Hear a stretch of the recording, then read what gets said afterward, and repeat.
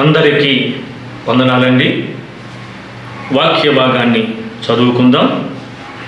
కీర్తనలు 50వ కీర్తన 21వ చరణాన్ని చదువుకుందాం.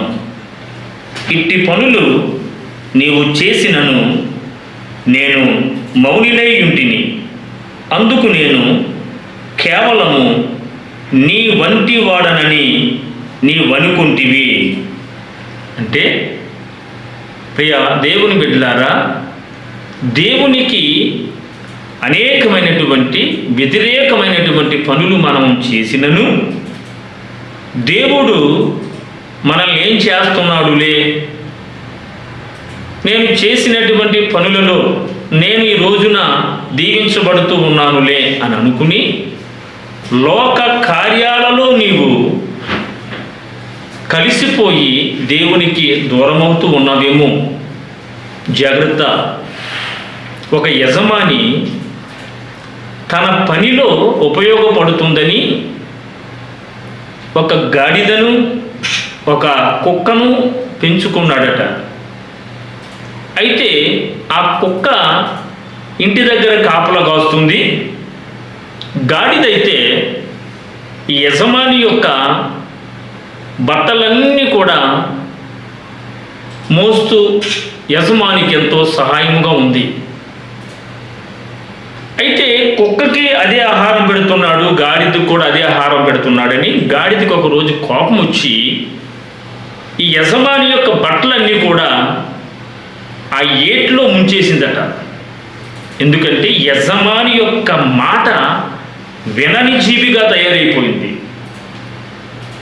ఏట్లో ముంచేసిన తర్వాత అండి యజమాని బాధపడ్డాడు. బట్టలన్నీ పోయాయి. పోయిన తర్వాత కాస్త నిరుత్సాహపడి బట్టల వ్యాపారం ఎలా దెబ్బతిన్నది కదా అని ఉప్పు వ్యాపారం పెట్టాడట. ఉప్పు వ్యాపారం పెడితే ఆ తర్వాత ఈ గాడిద మీద ఆ ఉప్పు పెట్టి అదే ఏరు దాటుతూ ఉంటే మధ్యలోకి వెళ్ళిన తర్వాత ఈ గాడిద యథావిధిగా ఆ ఉప్పు నీటిలో ముంచేసింది. ముంచిన వెంటనే ఆ ఉప్పు నీటికి కరిగిపోయి దాని భుజం మీద ఉన్నటువంటి బస్తా తేలికైపోయింది. అప్పుడు ఆహా ఏమి బాగుంది అని అనుకుని ఆ గాడిద సంతోషపడిందట. కానీ యజమానికి ఏమొచ్చింది? నష్టం వచ్చింది. నష్టం వచ్చింది. నాకు రేపటి నుంచి ఆహారం ఎక్కడి నుంచి వస్తుంది అని గాడిద ఆలోచించలేదు. నా బరువు తేలికైంది అనుకున్నది. అయితే యజమాని ఆలోచించి బట్టల వ్యాపారం బాగోలేదు, ఉప్పు వ్యాపారం బాగోలేదు కాబట్టి దూది వ్యాపారం ప్రారంభించాడు. అప్పుడు యథావిధిగా ఈ గాడిద మరలా ఏరు దాటేటప్పుడు తన భుజం మీద ఉన్నటువంటి ఆ దూదే నీటిలో ముంచింది. దూది కాబట్టి తడిచిన వెంటనే ఏమైపోయింది తెలుసునా? బరువైపోయింది. బరువైపోయి పైకి లేవలేని స్థితి దానికి వచ్చింది. ఎందుకు ఈ మాట చెప్పాను తెలుసా? దేవుడు ఇట్టి పనులు నీవు చేసినను నేను మౌనినై యుంటిని. ఆ యజమాని మౌనిగా ఉన్నాడు అనుకుంది. చివరకు ఈ దూదె ఎప్పుడైతే బరువైపోయిందో ఆ ఏటిలో అది ఆ బరువును లేపలేక ఆ గాడిద ఆ ఏటిలోనే ప్రాణాలు విడిచిపెట్టింది.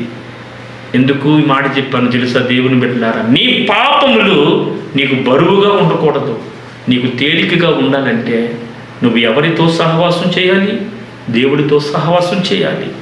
దేవుడితో సహవాసం చేస్తే నీ పాప భారములను మోసుకొని పోవు దేవుని గొర్రె పిల్ల నీకు తోడుగా ఉంటాడు, నిన్ను ఆశీర్వదిస్తాడు. అటువంటి కృపా కాపుదల ఆ దేవాది దేవుడు మీకు నాకు మనందరికీ దయచేయునుగాక. అందరికీ వందనాలు. ఆమేన్.